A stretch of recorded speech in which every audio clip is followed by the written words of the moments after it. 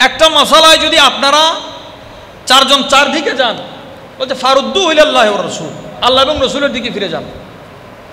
তাহলে আল্লাহ এবং রসুলের দিকে ফিরে যান। এখন শাফি একটা বলে, হানাফি একটা বলে, মালিকি একটা বলে, হাম্বলি একটা বলে, বিপরীত তো আছে।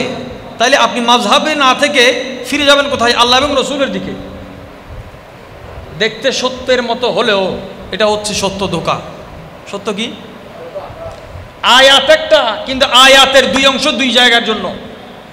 আয়াতের প্রথম অংশ উলিল আমরে মিনকুম পর্যন্ত, এটা আমাদের জন্য। এটা কাদের জন্য? যেখানে বলা হচ্ছে ফকিহদেরকে মানতে হবে, মুস্তাহিদ ফকিহদেরকে মানতে হবে, সেটা আমাদের জন্য। তার পরবর্তী অংশ ওই মুস্তাহিদ ফকিহদের জন্য। সুবহানাল্লাহ। এটা একাডেমিক আলোচনা, এখানে বলতে এবং শুনতে একটু কঠিন হয়ে যাবে, আমি একটু ইঙ্গিত দিয়ে চলে যাচ্ছি। এখন কোরআন ও সুন্নাহর কোনো ফয়সালা যখন আপনার আমার সামনে আসে,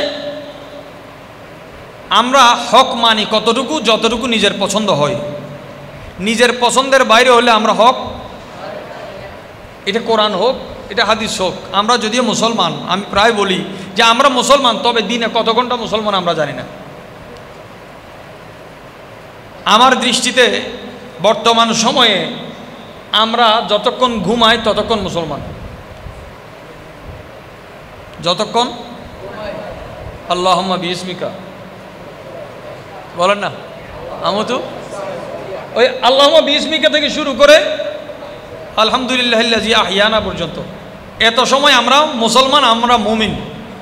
চোখ খোলার পর থেকে চোখ বন্ধ করা পর্যন্ত যে আমাদের নাফরমানির লিস্ট শুরু হয়, ইসলাম আলাদা হয়ে গেল, মুসলিম আলাদা হয়ে গেল। সাইয়েদুনা হাসান বসরি রাদিয়াল্লাহু তাআলাকে জিজ্ঞাসা করা হলো আজকে থেকে 1300 বছর আগে, হুজুর ইসলাম কি, মুসলিম কি? তিনি বললেন ইসলাম কোরআনে আছে, মুসলিম কবরে আছে। ইসলাম, মুসলিম। 1300 বছর আগে যদি ইসলামকে তিনি সেভাবে সংজ্ঞায়িত করেন, আজকে আমরা মুসলমান কত উন্নত মানের, কোন ক্যাটাগরির, আমাদের ইমানের ফয়জান কতটুকু। এই নাই যেখানে নাই, এই নাইয়ের মধ্যে একত দেশে দুর্ভিক্ষ। দেশে মানে কি?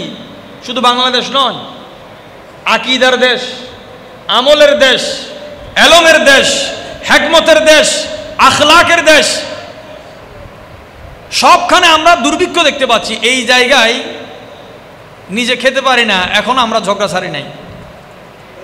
ফিতনা, আমরা ফিতনাকে জিহাদ মনে করছি। ফিতনাকে কি মনে করতেছি? জিহাদ মনে করছি। আল্লাহ আমাদেরকে হেফাজত করুক। আল্লাহ তাআলা বলছেন রহমত পেতে চাইলে আল্লাহ এবং রসুলের হয়ে যাও। তেরে কদমোं में आना मेरा काम था, मेरी बिगड़ी बनाना तेरा काम है,